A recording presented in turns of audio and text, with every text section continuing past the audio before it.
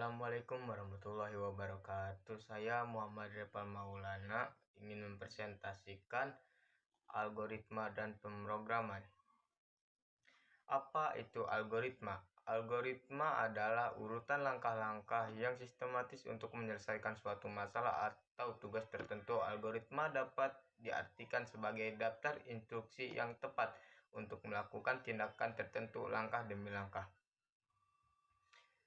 Apa itu fungsi algoritma? Fungsi algoritma adalah algoritma memiliki beberapa fungsi, diantaranya memecahkan masalah, menyederhanakan masalah, meningkatkan efisiensi, meningkatkan akurasi dan keterbacaan, memudahkan definisi, memudahkan modifikasi program,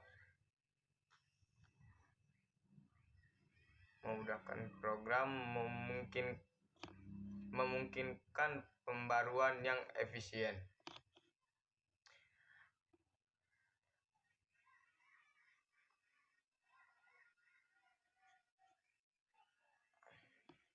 Fungsi algoritma. Apa itu fungsi algoritma? Algoritma memiliki beberapa fungsi, diantaranya memecahkan masalah, menyederhanakan masalah, meningkatkan efisiensi.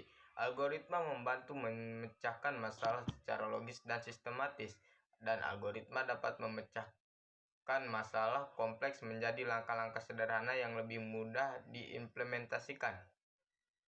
Dan juga algoritma membantu menyelesaikan masalah dengan langkah yang paling efisien, sehingga menghemat waktu dan sumber daya.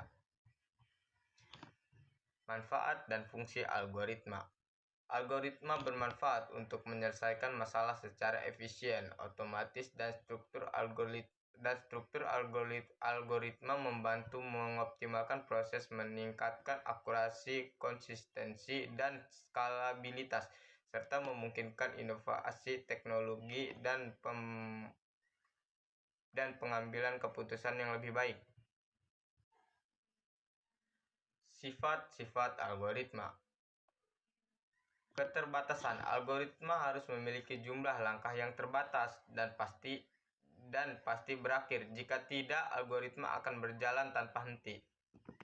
2. Kejelasan. Setiap langkah dalam algoritma harus jelas dan tidak ambigu. 3. Input. Algoritma dapat menerima 0, 1, atau input sebagai data awal. 4. Output. Algoritma harus menghasilkan setidaknya satu output atau hasil yang diinginkan. 5. Efektivitas. Setiap langkah algoritma harus sederhana dan dapat diselesaikan. Ciri-ciri algoritma. 1. Terbatas. Algoritma harus memiliki akhir, yaitu jumlah langkah yang terbatas. Prosesnya tidak boleh berlangsung terus-menerus. 2. Setiap langkah atau instruksi harus jelas dan tidak ambigu, sehingga dapat dipahami dan dieksekusi tanpa keraguan. 3. Masukan. Algoritma dapat menerima satu atau lebih masukan sebagai data awal untuk diproses, namun beberapa algoritma juga bisa bekerja tanpa masukan. 4. Keluaran atau output. Algoritma menghasilkan setidaknya satu keluaran sebagai hasil akhir dari proses yang dilakukan. 5. Efektivitas. Setiap langkah dalam algoritma harus sederhana dan tepat dieksekusi dalam waktu yang masuk akal dan sumber daya yang tersedia. Contoh penerapan algoritma. 1. Algoritma penjumlahan 2 angka. Langkah-langkah. 1. Yang pertama harus kita lakukan adalah masukkan angka A. 2. Masukkan angka kedua dalam kurung B. 3. Hasil penjumlahan C sama dengan A tambah B. 4. Tampilkan hasil. 2. Algoritma menghitung luas persegi langkah-langkah. Masukkan panjang sisi persegi dalam kurung S. 2. Hitung luas L sama dengan S kali S. 3. Tampilkan luas L.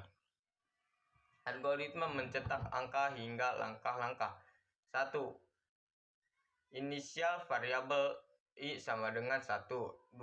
Cetak nilai I. 3. Tambahkan dengan I dengan nilai I sama dengan 1. 4. Ulangi langkah 2 dan 3 sehingga I sama dengan 1.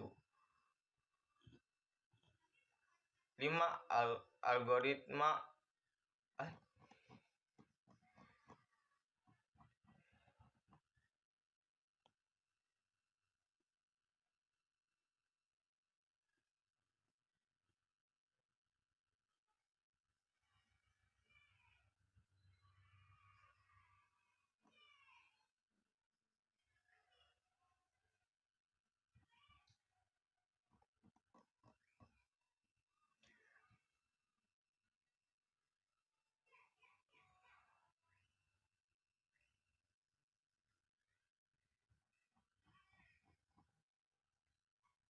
Kita masuk ke pembahasan flowchart cara menelpon seseorang. Langkah pertama yang harus kita lakukan memulai. 2. Mengambil handphone. 3. Pilih menu kontak. Pilih nomor yang kita tuju.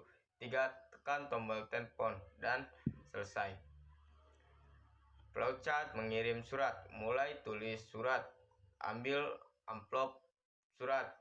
Masukkan surat ke amplop. Lem amplop surat. Mengingat alamat dan cari alamat tujuan. Tulis alamat pada amplop, tempelkan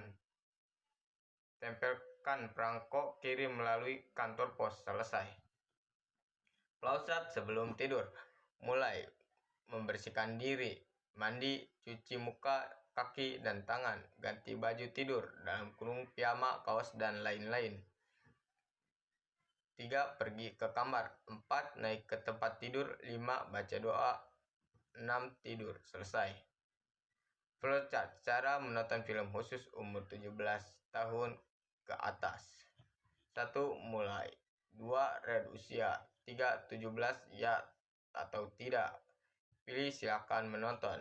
PIN Anda tidak boleh menonton. Selesai. Cara membuat kopi. 1. Mulai. 2. Buka kemasan kopi. 3. Taruh kopi ke dalam gelas. 4.